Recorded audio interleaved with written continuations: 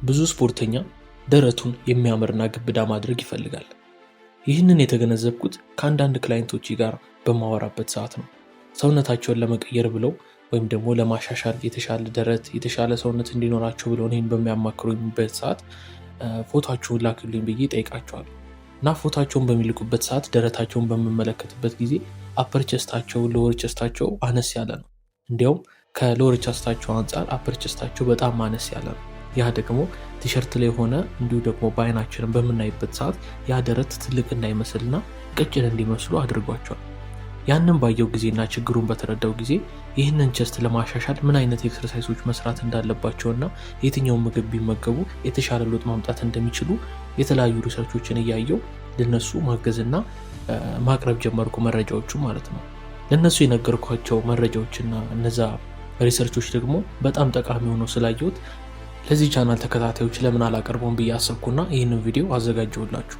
በዛሬ ቪዲዮ አፐር ቸስታችሁ አላድግ ብሎ እንዴት ማሳደግ እንዳለባችሁ ግራ መጋባት ውስጥ ከሆናችሁ ይህ ቪዲዮ ለእናንተ ነው። እስከ መጨረሻው ድረስ ይህንን ቪዲዮ ከተከታተላችሁት በመጨረሻው ላይ እንዴት አፐር ቸስታችሁ ማሳደግ እንደምትችሉ ሙሉ ለሙሉ አውቃችሁ ትሄዳላችሁ። የፊት ሀበሻ ቻናል ቤተሰብ ለመሆን የሰብስክራይብ እና የደውል ምልክቷን መጫን እንዳትረሱ። ከሁሉም ነገር በፊት ለደረታችሁ ኤክሰርሳይዝ እየሰራችሁ አፐር ቸስታችሁ ከሌላዎቹ ተለይቶ ያነሰበት ምክንያትና የማደግ ፍጥነቱ የቀነሰበት ምክንያት ምንድን ነው ብላችሁ ራሳችሁ መጠየቅ ይኖርባችኋል። ደረታችን በሶስት ዋና ክፍሎች ይከፈላል። አፐር፣ ሚድል እና ሎወር ብለን የምንጠራቸው ክፍሎች አሉት። ብዙውን ጊዜ ቤንች በምንሰራበትና የተለያዩ የደረት ኤክሰርሳይሶችን በምንሰራበት ጊዜ ግራቪቲ ሞር ሚድል እና ሎወር አካባቢ ያለው የቸስት ክፍላችንን ብቻ እንዲያተወክር ያደርገዋል። 70-80% የምንሰራው የደረታችን ኤክሰርሳይሶች ሚድል እና ሎወር ቸስትን ነው የሚጠቅሙት። አፐር ቸስትንም ይጠቅሙታል፣ ግን ሚድል እና ሎወርን እንደሚጠቅመው ያህል እንኳን መጥቀም አልቻለም። ለምሳሌ ቤንቹን ፍላት አድርገ ነው ማለትም ምንም ኢንክላይን ሳናረገው ዲክላይን ሳናረገው ፍላት አድርገ ነው በምንሰራበት ጊዜ 20% ብቻ ነው የአፐር ቸስታችንን ክፍል የሚነካው ወይም ደግሞ የሚያሰራው ማለት ነው። ነገር ግን ያንን ዲግሪ ከፍ እያደረግነው እና ሞር 45 ዲግሪ ኢንክላይን እያደረግነው ስንሄድ ደረታችን ላይ በተለይ ደግሞ አፐር ቸስታችን ላይ ትልቅ ለውጥ እያየን እና እየተሻሻለን እንመጣለን። ስለዚህ አሁን ዋናው ነገር አፐር ቸስታችንን ሞር አክቲቬት ለማድረግ ቁም ነገሩ ምንድን ነው?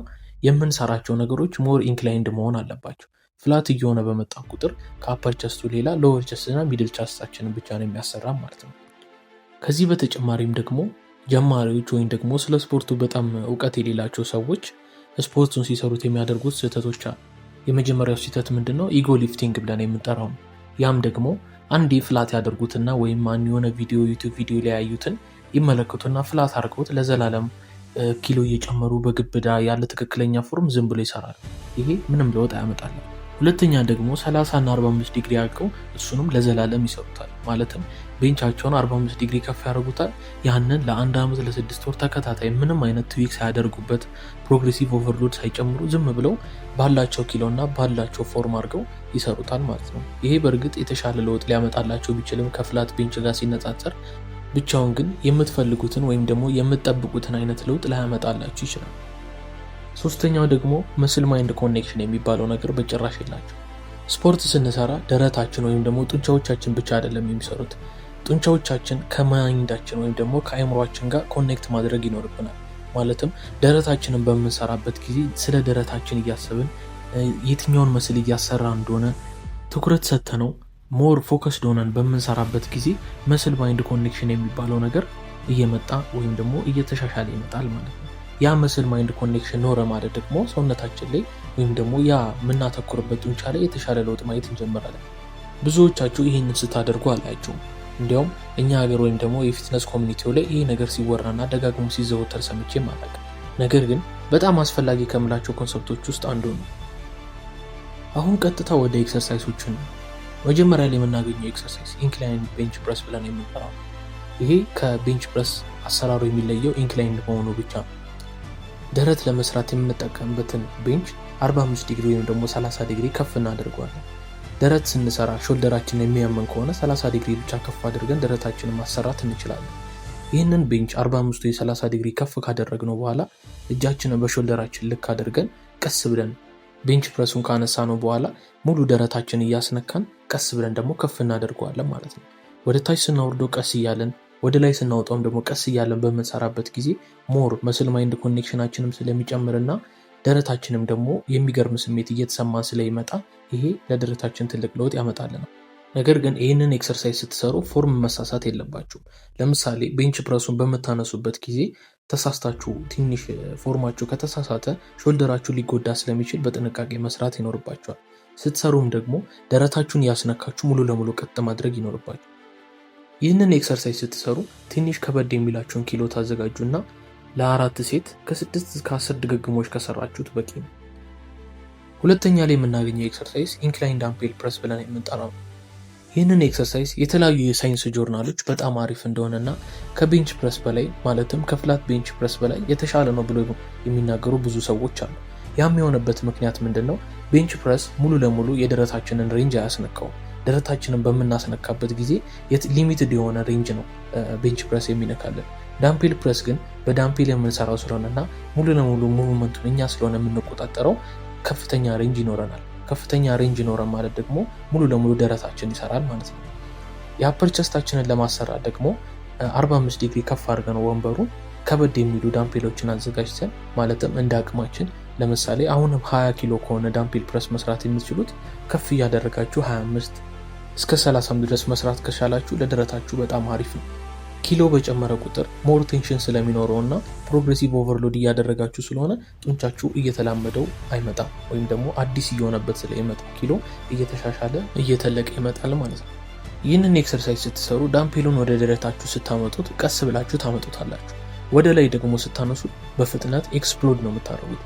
ማለትም ወደ ላይ ስታነሱት በጣም በፍጥነት ታነሱታላችሁ፣ ስታወርዱ ደግሞ ቀስ ብላችሁ ታወርዱታላችሁ ማለት ነው። ይሄ ደረታችሁ ላይ የሚገርም ፓምፕ ያመጣላችኋል። ያ ፓምፕ ደግሞ በፕሮቲን እየተደገፈ ሲመጣ ሞር ደረታችሁ እያደገና እየተሻሻለ ይመጣል ማለት ነው። ከ3 እስከ 4 ሴት ከ8 እስከ 12 ድግግሞች ለዚህ ኤክሰርሳይዝ በቂ ነው። ሶስተኛ ላይ የምናገኘው ኤክሰርሳይዝ ደግሞ ኢንክላይን ኬብል ፍላይስ ተብሎ ይጠራል። የኬብል ማሽን ጂማች ውስጥ የሚገኝ ከሆነ ይህንን ኤክሰርሳይዝ መስራት ትችላላችሁ።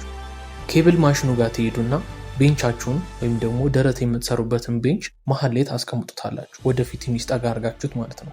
ከዚያም 45 ወይም ደግሞ 30 ዲግሪ ወደ ላይ ከፍ ታደርጉትና መስራት የምትችሉትን የኬብል መጠን ካስተካከላችሁ በኋላ ኬብሉን ሁለቱንም ይዛችሁ ደረታችሁን ማሰራት ትጀምራላችሁ ማለት ነው።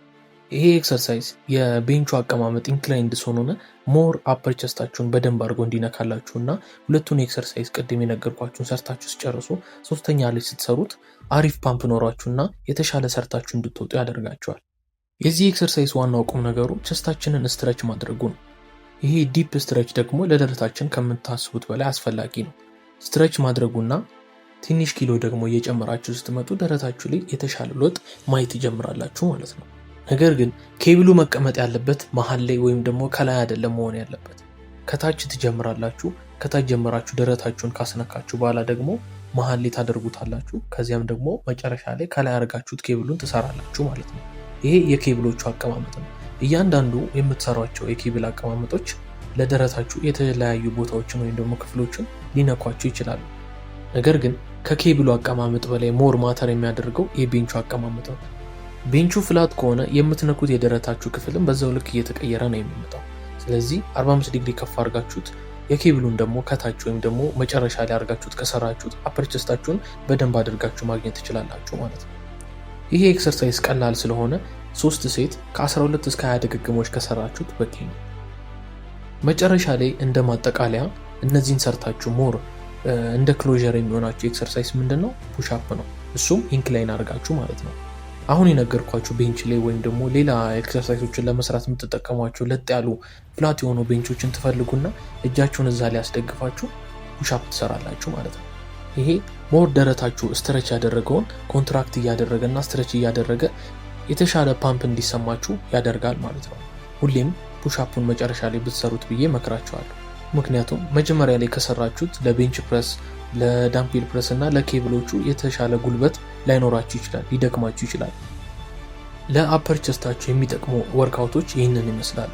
እነዚህን 4 ኤክሰርሳይሶች በደንብ አድርጋችሁ በሳምንት 2 ጊዜ እየሰራችሁና በትክክለኛው ፎርም ከበቂ ፕሮቲን ጋር ከሰራችሁ ደረታችሁ ላይ ለውጥ ታያላችሁ። ከዚህ በላይ ሌላ ተጨማሪ ለደረታችሁ ወይም ደግሞ ለአፐር ቸስታችሁ መስራት የሚጠበቅባችሁ ወርክአውት የለም። ይህን ከሰራችሁ ከበቂ በላይ። እስካሁን አብራችሁኝ ስለነበራችሁ ከልብ አመሰግናለሁ። የፊት አበሻ ቻናል ቤተሰብ ለመሆን የሰብስክራይብ እና የደውል ምልክቷን መጫን እንዳትረሱ።